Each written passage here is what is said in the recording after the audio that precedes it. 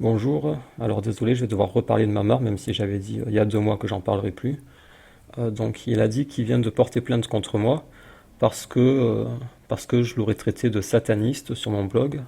12 questions débiles d'une mathématiste fanatisée. Donc en fait c'est cette dame-là qui répète les 12 questions sur Tarawih de Mamar, des questions débiles, auxquelles on a déjà répondu, mais il fait comme s'il n'avait pas vu les réponses. Une dame vient de publier une vidéo avec 12 questions pertinentes sur les prières de Tarawih. Elle reprend en fait les manipulations et mensonges de son idole Mamar Metmati. Donc voilà, elle répète bêtement les 12 questions débiles, sans réfléchir, sans se rendre compte qu'elles sont débiles. Et là j'ai mis cette photo, Metmati faisant une nouvelle fois le signe des satanistes. Donc évidemment c'est pour me moquer de cette dame qui voit des signes sataniques partout. Par exemple, elle avait dit regardez, Tariq Ramadan, il fait le signe des sataniques. Donc pour lui répondre, voilà, je me suis amusé à montrer que son idole fait lui-même des signes sataniques. Et donc il a dit je vais porter plainte, ou j'ai porté plainte, parce qu'il m'a traité de sataniste. Voilà. Donc nous allons répondre aux 12 questions débiles de cette dame. Voilà, après j'ai répondu, j'ai tout expliqué, j'ai montré tous les mensonges. Par exemple, question 4, le prophète n'a jamais prié un mois complet. Alors pourquoi parle-t-on de sunna? Comment peut-on dire qu'une chose que n'a jamais fait le prophète est une sunna? Et donc je réponds en expliquant que dans la terminologie du fiqh, le mot sunna est synonyme de recommander. Ça ne veut pas dire que le prophète l'a fait, ça veut juste dire recommander. Voilà, donc je réponds à toutes ces bêtises.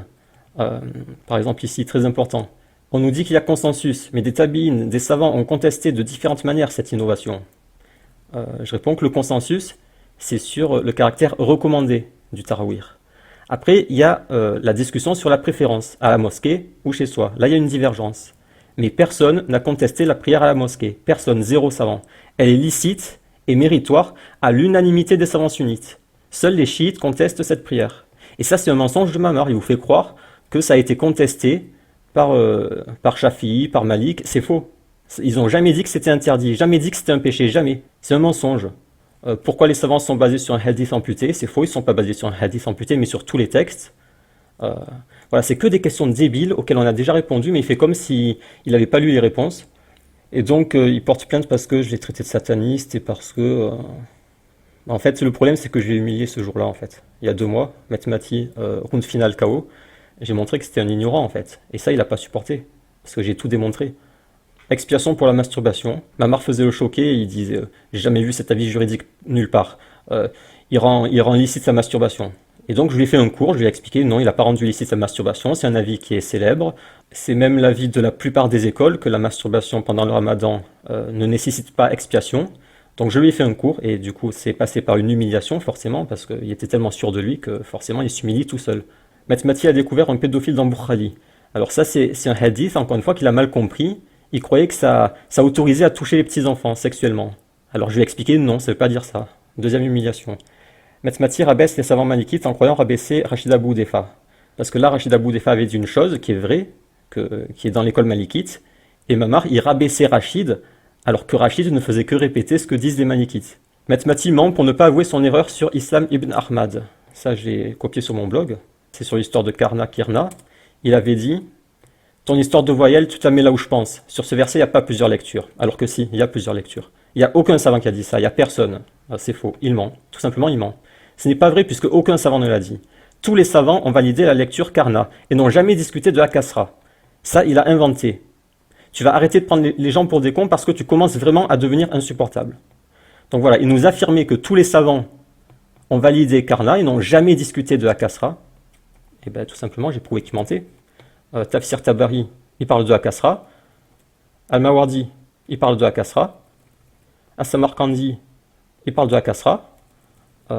Al-Barawi, Al-Jalalayn, Al-Shawkani, il parle de la Kasra. Et après, il vous dit tous les savants ont validé la lecture Karna et n'ont jamais discuté de la Kasra. Là, il ment. Donc tous les savants ont validé la lecture Waqarna fi buyutikunna et n'ont jamais discuté sur la kasra, etc. Ça, il l'a inventé. Et si ce n'est pas le cas, ramène-nous un savant qui a dit que ce verset a été révélé par Waqirna, qui voulait dire « préservez vos demeures » ou un tafsir. Ça n'existe pas. Donc ce qui prouve bien que cette science ne touche pas ce verset et qu'il l'a inventé. Donc tu prends les gens pour des imbéciles. Tu te sers d'une science qui est fort connue pour l'appliquer à tout et à n'importe quoi. Donc tu vas arrêter de prendre les gens pour des cons parce que tu commences vraiment à devenir insupportable. C'est quand même incroyable. Oui, il a menti. Ce verset n'a jamais été révélé comme ça et personne n'a dit qu'il a été révélé comme ça. Et les 7 lectures du Coran ne touchent pas ce verset. Ça touche autre chose, mais pas ce verset.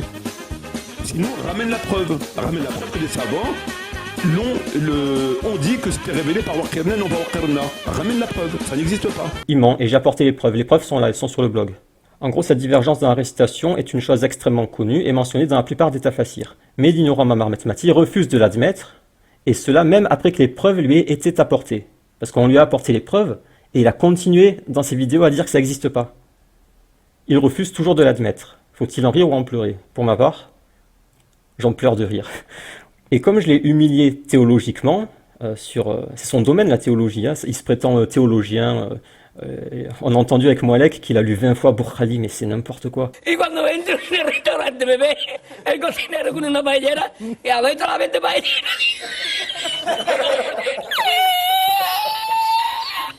¡Asómate, mira dónde llega el agua! Llegaba el agua hasta el restaurante, había subido la marea.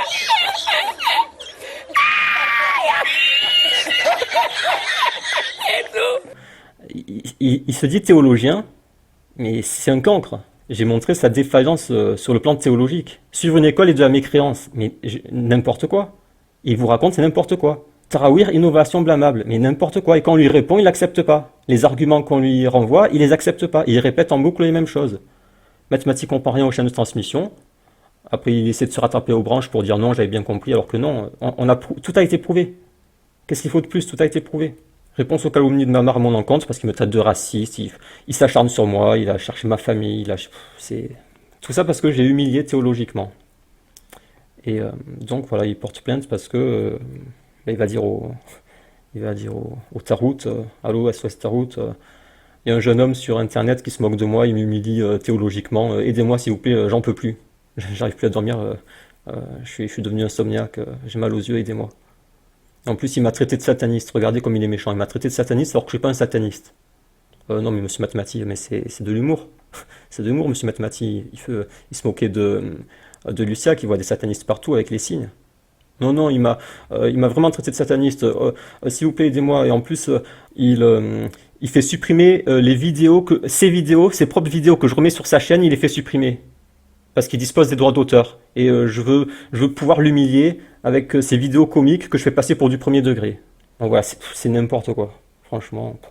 Voilà, donc il confirme que c'est un mouchrik, il est 100% associateur, puisqu'il continue de porter plainte sans contrainte, il n'y a aucune contrainte, et il se réfugie auprès du Tarout, comme à son habitude. Voilà, SOS Tarout, c'est ça. Voilà, parce qu'en fait, il a compris qu'il a perdu sur le plan théologique, de l'argumentaire et tout, donc il appelle Tarout, allô SOS Tarout, aidez-moi, j'arrive pas à vaincre ce petit raton, j'arrive pas à le vaincre sur le plan théologique, donc aidez-moi, il m'a traité de sataniste, aidez-moi. Moi, Mamar, je t'invite au débat, mais à condition qu'il y ait un médiateur. Parce que sans médiateur, tu vas hurler comme d'habitude. S'il y a un médiateur qui te tient en laisse, je veux bien.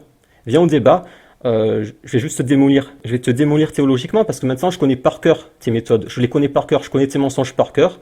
Tu vas nous expliquer, viens au débat, tu vas nous expliquer pourquoi tu mens sur Ibn al-Jawzi dans cette vidéo, en disant qu'il a dit que Omar est tombé dans le piège du diable. Tu mens. Et j'ai prouvé que tu mentais. C'est sur mon blog aussi. Matmati fait croire qu'Ibn al-Jawzi parle ici des prières de Tarawih. Ceci est un mensonge, un de plus. J'ai mis le texte en arabe qui montre que ça ne parle pas de Tarawih. Et après, j'ai montré que dans le même livre, il dit que c'est une bonne innovation, Tarawih. Et Mamar, il vous dit, Ibn al-Jawzi dit que c'est le piège du diable. Viens au débat, Mamar. Je vais reprouver à tout le monde tous tes mensonges, toutes tes manipulations. Et tu viendras jamais parce que tu sais que t'es KO. Je t'ai mis KO il y a 2 mois, Mamar, c'est fini. Tu essaies de te raccrocher aux branches, SOS Tarout, tu sais plus comment faire. Tu t'amuses à m'insulter, me traiter de raciste, chercher mes proches pour les humilier, tu essaies de m'humilier par tous les moyens. Tes abonnés viennent m'insulter, me menacer. Tout ça parce que t'as perdu. Si t'avais pas perdu, tu ferais pas ça. Si t'étais pas KO, t'aurais pas besoin de faire tout ça. Un kafir appelle les autres à suivre l'islam, mais lui non. Vous voyez, c'est toujours des tours de passe-passe. Quand je dis il faut suivre les savants et non pas Mamar, il répond oui, mais lui c'est un mécréant.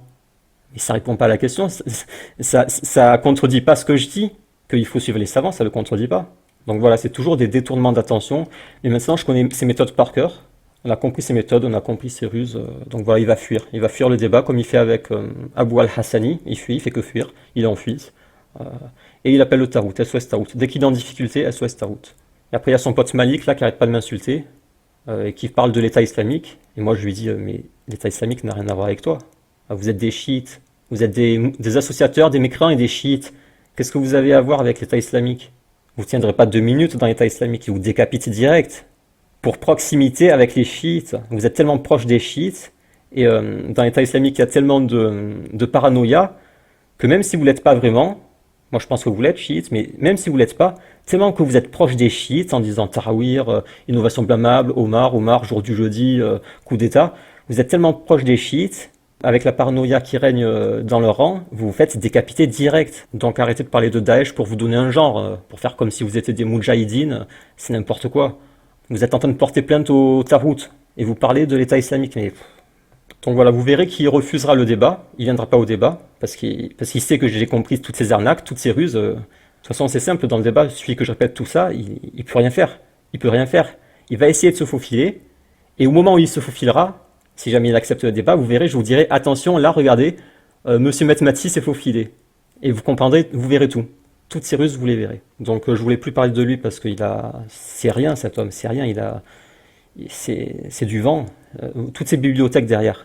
Il met des bibliothèques pour vous faire croire qu'il a beaucoup de science, vous voyez. Et les gens qui le découvrent, j'ai vu le pote de Moalek, là, je sais plus comment il s'appelle, il a dit, mais Mamar, je croyais que tu avais beaucoup de science. Bah oui, tu croyais parce qu'il y a tous ces livres derrière et parce qu'il te dit j'ai lu 20 fois Boukhali. Mais c'est du bidon, c'est du flan en fait, c'est que des apparences. Dans le fond, il n'y a rien dans le fond. Et comme il peut rien me répondre, il se contente de me traiter de kafir, de me traiter de raciste. Il fait que des attaques personnelles. Donc moi je voulais l'ignorer, mais comme depuis il n'arrive plus à dormir, on dirait, donc il va jusqu'à porter plainte. Viens Mamar, viens au débat, allez viens. Viens que je te démasque en direct devant tout le monde, viens que je prouve tous tes mensonges, toutes tes manipulations, que je montre que tu as menti sur Ibn al-Jawzi. Viens nous expliquer ça en direct. Viens expliquer ce que tu dis sur Omar. Viens, j'ai tout noté, viens tout expliquer. Donc voilà, rendez-vous pour les prochaines vidéos, ce sera sur les hadiths de Aïcha. Ils sont déjà sur mon blog, j'ai commencé à les écrire dans Science. Hadiths de Aïcha dans Sahih Muslim plus commentaires. Donc j'ai commencé à les écrire et on va les lire. Il y en a, pour l'instant j'en ai mis 200, mais il y en a un peu plus de 300 en tout. Et on va tout lire, et à la fin on répondra à Aldostérone, qui prétend que les hadiths de Aïcha c'est n'importe quoi, et que si on les suit, il n'y a plus d'islam. On va répondre à Aldostérone, on va tout lire. Ensuite je ferai une vidéo sur Karim al-Hanifi à propos d'un hadith qu'il a rejeté. Et puis je ferai des vidéos sur le pari de Pascal. Je ne sais pas si vous connaissez le pari de Pascal, mais je suis tombé sur des vidéos YouTube.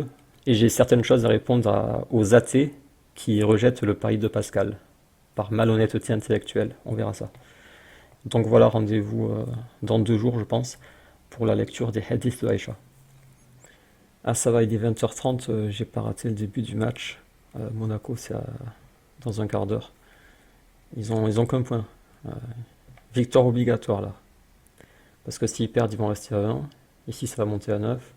Et là, soit 6, et c'est pratiquement foutu, soit 4-2, soit 3-4, et ce sera difficile. Et pour ceux qui suivent le foot, c'est l'after. Il y avait quelque chose de marrant, après les attentats à Marseille.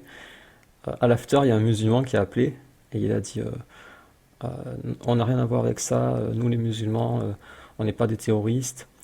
Et c'était sympa, parce qu'après, il y avait Riolo et les autres... Riolo lui disait ouais t'inquiète pas, et l'autre il lui disait pas besoin de t'excuser, et après Riolo il a dit non mais il est pas en train de s'excuser, il est en train de dire ce qu'il a sur son cœur. Voilà, c'était marrant. C'était marrant qu'en plein after, Riolo et les autres discutent des attentats, du vrai islam, que le vrai islam c'est pas les attentats. Moi j'aime bien Riolo.